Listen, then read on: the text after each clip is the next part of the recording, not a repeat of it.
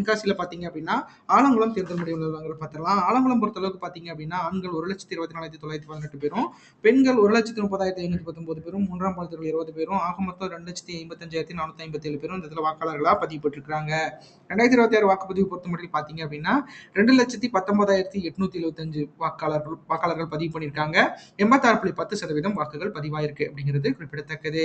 அந்த வகையில இந்த தொகுதியோட வெற்றி வேட்பாளரா இருக்கிறது பார்த்தீங்க அப்படின்னா, மனோஜ் பாண்டியன் அவர்கள் தான். அவங்க அதிமுகல இருந்தாலும் சரி, திமுகல இருந்தாலும் சரி, இந்த தொகுதி இவரு தான் வந்து மிகப்பெரிய அளவுல வந்து ஒரு ஆளுமையா இருக்கிறாரு.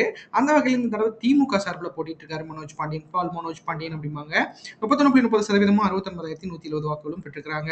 அடுத்து அதிமுக சார்புல கே.ஆர்.பி. பிரபாகரன் அவர் போட்டிட்டு இருக்காரு. அவர் 27.80% 61,372 வாக்குகளும் பெற்றிருக்கிறாரு. அடுத்து நா அ தமிழக வெற்றிக் கழகம் சார்புல விபின் சக்கரவர்த்தி அவர் போட்டிட்டு இருக்காரு. அவர் 27.80% 60,684 வாக்குகளும் பெற்றிருக்கிறாரு அப்படிங்கிறது குறிப்பிடத்தக்கது. அடுத்து நாம் தமிழர் கட்சி சார்புல பால்ராஜ் அப்படிங்கிறவர் போட்டிட்டு இருக்காரு. அவர் 10.60% 23,380 வாக்குகளும் பெற்றிருக்கிறாரு. ஆக மொத்தத்தில் தமிழக வெற்றிக் கழகத்தோட வெற்றி வாக்கு வித்தியாசங்கள் 7,798 வாக்குகளும் 3.5% இருக்கு அப்படிங்கிறது குறிப்பிடத்தக்கது. ஏன்னா தமிழக வெற்றிக் கழக திமுகவோட வெற்றி வாக்கு வித்தியாசங்கள் பார்த்தீங்க அப்படின்னா 7,798 வாக்குகளும் 3.50% இருக்கு அப்படிங்கிறது குறிப்பிடத்தக்கது. ஏன்னா இந்த தொகுதியை பொறுத்தளவுக்கு பார்த்தீங்க அப்படின்னா, மனோஜ் பாண்டியன் அவர்கள் மிகப்பெரிய அளவுல வந்து ஒரு ஒரு ஆளுமையான இதுல இருக்குங்காட்டி பார்த்தீங்க அப்படின்னா, இந்த தொகுதியில அவர் வெற்றி பெற்றிருக்காரு அப்படிங்கிறது குறிப்பிடத்தக்கது.